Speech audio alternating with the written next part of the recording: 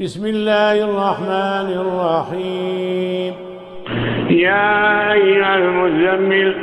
قم الليل إلا قليلا نصفه أو ينقص منه قليلا أو زد عليه ورتل القرآن ترتيلا إنا سنلقي عليك قولا ثقيلا إن ناشئة الليل هي أشد وطئا وأقوم قيلا إن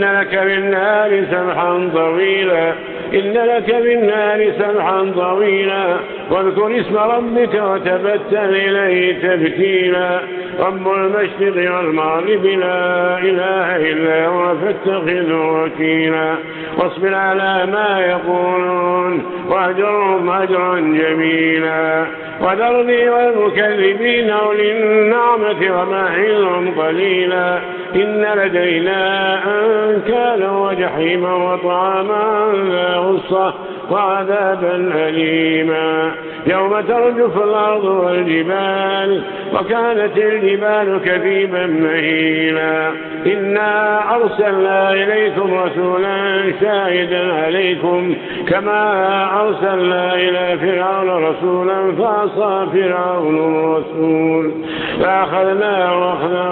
وبيلا فكيف تتقون إن كفرتم يوما يجعل الولدان شيبا السماء منفطر به كان وعده مفعولا إن هذه تذكرة فمن شاء اتخذ إلى ربه سبيلا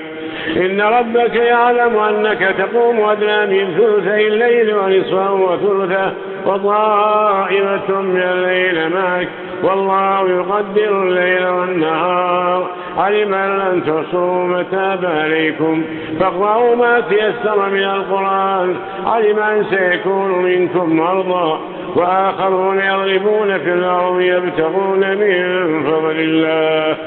وآخرون يقاتلون في سبيل الله فاقرأوا ما تيسر منه وأقيموا الصلاة وآتوا الزكاة وأقرضوا الله قرضا حسنا وما تقدموا لأنفسكم من خير تجدوه عند الله هو خيرا وأعظم أجرا واستغفروا الله إن الله غفور رحيم.